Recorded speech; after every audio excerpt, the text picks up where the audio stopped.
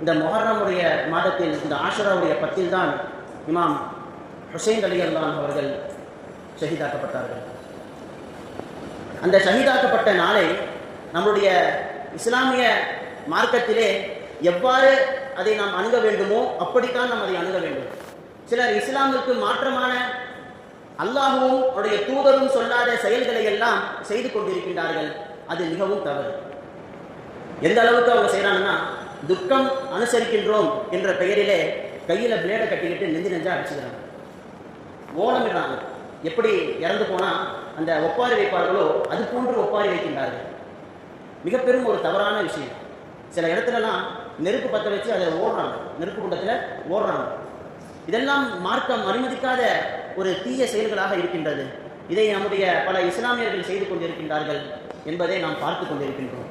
அதிலிருந்து நாம் தவிர்த்து இருக்க வேண்டும் என்பதை நீங்கள் நன்றாக ஞாபகம் வைத்துக் கொள்ளுங்கள். அஹ்லு பைத்துகளுடைய விஷயத்திலே நாம் செய்ய வேண்டிய ஒரே விஷயம் அவர்களை மனதார நேசிப்பது மட்டும்தான். அவரை மனதார நேசிப்பது மட்டும்தான். ஏனென்றால் அதைத்தான் நபி ஸல்லல்லாஹு அலைஹி வஸல்லம் அவர்களும் விரும்புகின்றார்கள்.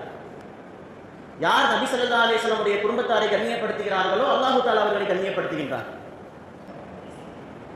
நபி ஸல்லல்லாஹு அலைஹி வஸல்லம் அவர்கள் வஃபாத்திற்கு பிறகு உமர் ரலியல்லாஹு காலத்தில் அஹ்லே பைத்துகளுக்கு பைத்துல் மால இருந்து பிரிக்கும் பொழுது முன்னுரிமை கொடுப்பாங்க. ஃபர்ஸ்ட் அவங்களுக்கு எடுத்து வச்சுட்டு தான் அதுக்கப்புறம் சஹாபாக்களுக்கு போய் கொடுப்பாங்க. அந்த அளவுக்கு அவங்களுக்கு கண்ணியப்படுத்திட்டு இருந்தாங்க. நான் இப்னு ஜௌசி ரஹ்மத்துல்லாஹி அவங்க சொல்றாங்க, இமாம் ஹுசைன் ரலியல்லாஹு அவர்கள் மௌத்தாகிவிட்டார்கள் என்று அழுகின்றார்கள். ஆனால் அவர்களிடத்திலே இருந்த அமல் அவர்களிடத்திலே இருக்கின்றதா என்று பார்த்தால் துளி அளவும் இல்லை, ஒரு அளவும் அவரிடத்திலே இல்லை. இமாம் ஹுசைன் ரலியல்லாஹு அவர்கள் அன்றாடம் குர்ஆன் ஓதுவார்கள்.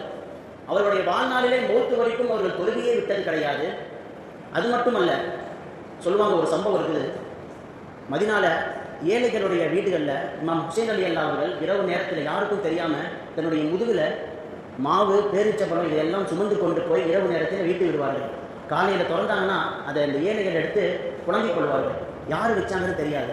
கடைசியில் இது எப்போ பார்த்தாங்க அப்படின்னா, ஹுசைன் ரலியல்லாஹுடைய மரணத்தின் பிறகு அவருடைய முதுகில் ஒரு கருப்பு வடு இருந்துச்சு. அப்போ பார்த்தாங்க, ஓ, இவர் தான் நமக்காக வேண்டி தன்னுடைய முதுகிலே மாவு, பேரித்தம்பளைகளை எல்லாம் சுமந்து வந்து கொடுத்த மகான் என்பதாக அவர்கள் நினைத்துக் கொண்டார்கள். அவங்க பெருமையாக நடக்க மாட்டாங்க. நான் நபி ஸல்லல்லாஹு அலைஹி வஸல்லம் உடைய வாரிசு என்று அவர்கள் ஒருபோதும் பெருமை கொள்ள மாட்டாங்க. குதிரையில் போயிட்டு இருக்கிறாங்க, ஏழைகள் எல்லாம் கீழே ரொட்டியை உட்காந்து சாப்பிட்டுக்கிறாங்க, தரையில் உட்காந்து ரொட்டி சாப்பிட்றாங்க. அப்போ கூப்பிட்றாங்க, ஹஸரத் வாங்க நீங்களும் சாப்பிடுங்க அப்படின்னு. உடனே குதிரையிலிருந்து இறங்கி கீழே உட்காந்து அவங்க கூட சாப்பிட்டு போனாங்க. இப்படி மிகவும் ஒரு எளிமையாக, பெருமை கொள்ளாத ஒரு மனிதராக இமாம் ஹுசைன் ரலியல்லாஹு அவர்கள் வாழ்ந்தார்கள் என்பது வரலாறு.